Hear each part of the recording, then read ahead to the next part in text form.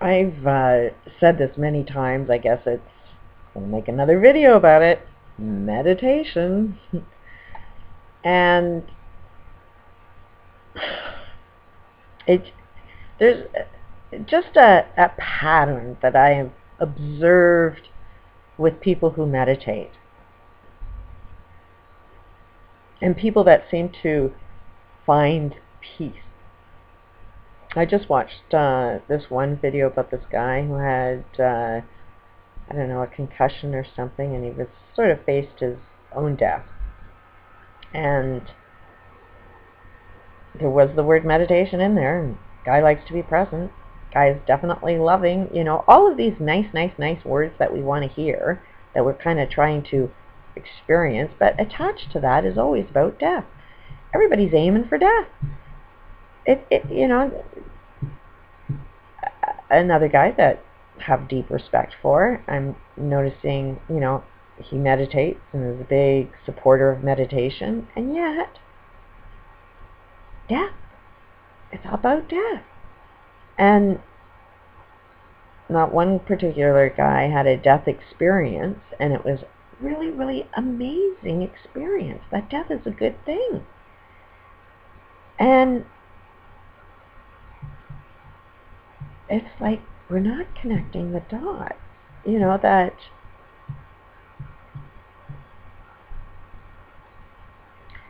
just because something was the way it was in our past, does it mean that that's going to be exactly what's going to be in our future?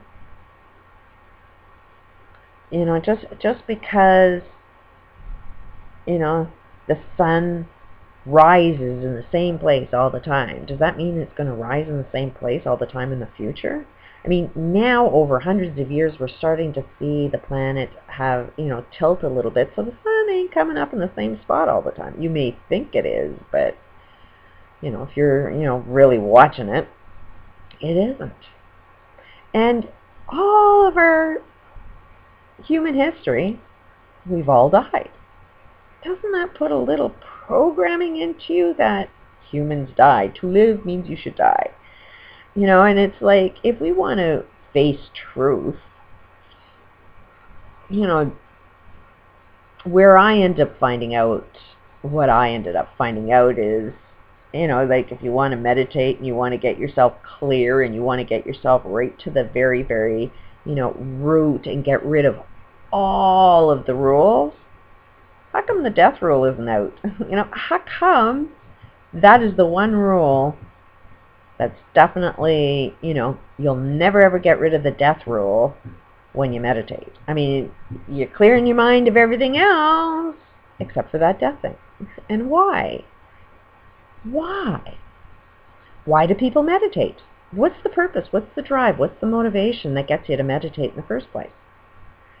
I have an observation that most people that go to meditate generally have a challenge in their life. They're trying to overcome something that's pretty painful, that they're, this is their way. They're going to have their centered life, Deepak Chopra's one obviously had a painful experience in, it comes from wealth, his father was a doctor, they had money, but obviously this guy, seen his country suffer, he was from India, and then got into the healthcare industry, living well. And the motivation behind there is he's seen something wrong that he felt passionate to be part of the solution, so he gets into the medical field. And, first part of his life is, how to live, a healthy life, how to live an ageless life, like everything was about life and living well up until the time his father died. Must have been a painful experience because his father died. Now the guy meditates on his death and writes books about, accept death. Death is a good thing. And then this guy that I just seen a video on, he was faced with his own death, and now he's like, oh, be beloved and all of this, but we die. Everybody dies. And death, this is the only way I could kind of see this as, yes, through this holodynamics and through me facing this stupid fucking smoking addiction, because I've had to find out what the hell it wanted. And it wants me dead. And it's like, well, you can have these conversations. Everything communicates through intuition. So it's like, have the conversation. And you're only having the conversation with self, because there's nothing really real out there. It's all in your head. You know, how you perceive things, you know, will depend on the story that you tell. But what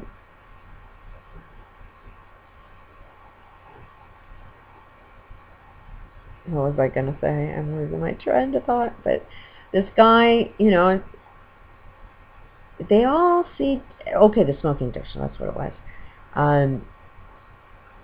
That's what, I mean, you're not going to get any answers through me. If you really, really want to know the truth, you know, the best thing I could suggest to you is, you know, use this tool, because you'll find the answers to everything. I can only share with you what I know I got from talking with myself, and yourself will have the truth just like myself has the truth. And if all of the experiences are only in your own head and you're making the shit up, then you need to have that conversation with self, with the experiences that you have, just to find out the understanding of why is this happening to you. So, you know, when I have this smoking addiction, it's not like, you know, the addiction is me. The addiction is not out there. It's me. The whole entire thing is me. So if I ask it what it wants, then I'm talking with myself and finding out what myself wants. And at the end of the day, the smoking addiction wants me dead. I'm not depressed. I'm not, you know, negative thinking. I'm a positive thinker. I don't want to die. I'm here telling everybody, don't die.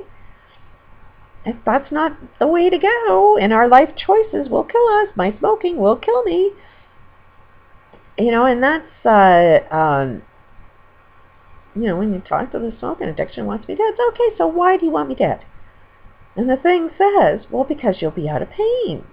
You know, and so that's what, you know, anytime that you want to come up with this life rule that says we all die, the only reason that you can even use those words, the only reason that has any ounce of your focus is because you ain't living. And if you're living, there's no language about death, because there's no observation of death. You know, death just isn't even a reality because you're living. But when you hear people talking about death and even recognizing that death happens and saying it happens to everybody, that means that you haven't gotten there yet. And it was very similar with this guy that, you know, was faced with his own death. He's like, we need to be the love, and we need to really help everybody, and we need to have this compassion. Yes, that is all right. Just get rid of the death thing. You know, because at the end of all of that, he says, but you all must die. You must be nice to everybody, but then you must die. And it's like, why do you must die? It's like talking to my smoking addiction, telling my, you know, my smoking addiction, it doesn't matter. You should be nice to yourself, but you should die, because that's where you're going to get the peace. And this other guy that's meditated, that had a death experience, the death experience was amazing. And it's like, yeah, what you know about death, even if you have a death experience, is just still in your head. And I guess we're kind of warping the idea that when you meditate, for some reason you never get rid of your head. It's like meditation says get out of your head. But the only thing is you're going deeper into your head. But you're inside your head when you meditate. When you think you're out of your head, so you're out of your mind, and you know, but no, your mind goes with you no matter where you go. And you could be meditating and you take your mind with you when you meditate. And if your mind says death is, you know, if you go, you know, are dead and you have this amazing experience, it's still your consciousness that's interpreting the event. life is so painful. So yeah, if you didn't have all the responsibility in this life experience and you were just dead, wouldn't that be an amazing experience? You are creating that illusion. A lot of people that die, that don't think death is a good thing, when they die, they're not going to have that same wonderful experience. Consciousness is in development, and consciousness does not die. So consciousness develops in this human experience. You develop it here. If you don't develop it here, you ain't going to get it over there, because you have nothing to bounce off of. You have no container to learn any more life lessons. You're going to be stuck in la-la land, even if that la-la land feels good. But that la-la land can only feel so good, and it gets boring. The same thing is happening, on the other side of when you die is when it's happening here. That you're only as aware when you're dead as the awareness you have when you're alive. And that's why, you have a little bit of sensation that there's reincarnation. Yeah, once you're dead and you're having this really wonderful experience at all times, you get bored. And you come back for another experience because you want to expand on it. And here's the deal. And I could be wrong. I'm making this shit up just the same as everybody else is making shit up. It's all about the story you want to tell. And it's all about what you choose to believe. So you don't have to believe what I believe. The question is what do you believe? And let's play that game out and see if what you believe, what does that make any sense to you? To me, this makes sense. That I don't think the human experience is about death. I think that you come onto this planet to live. And we are only dying because we're doing everything wrong. If we did everything right, we wouldn't be dying. And that can be proven by, first of all, you have to understand what health is. And there's cause and effect. You're only getting sick because of a cause. I knew this because I was never getting any colds or flus. I was a mother that was too busy to fit it in. And then I just started tracking it. It was like 15 years or something. And then there was the testing of, okay, can I really get sick? And then I started noticing my kids that get sick. And it's like, why are you getting sick?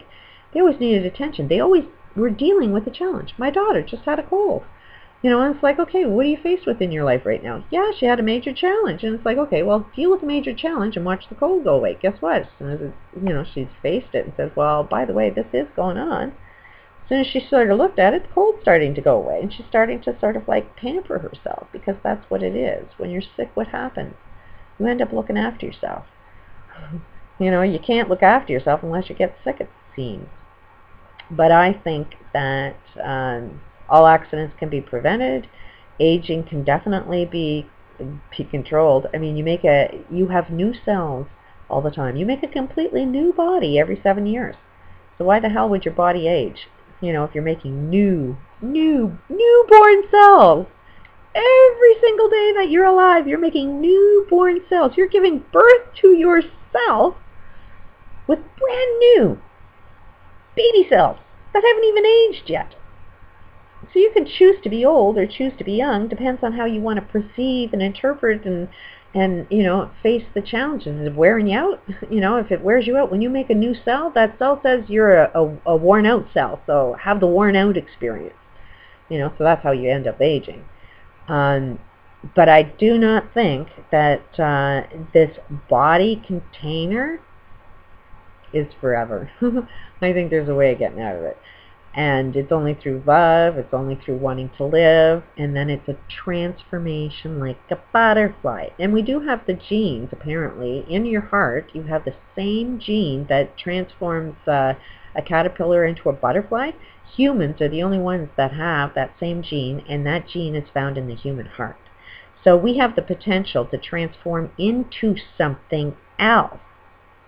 And that's where you should be headed. That's what's got my interest. But you can't get there unless you take everybody with you. We are a oneness. We are all of one body. So it's like my brain can say I want to quit, but if my arm keeps going for that cigarette, then, the whole system is fucked. So it's the same thing, is that somebody, there's a conscious brain, but, the arms of the conscious brain are not at one with the mind. So you can't just say you're going to save yourself. You got to save your whole freaking planet. Otherwise, there's no chance of transformation. Peace out.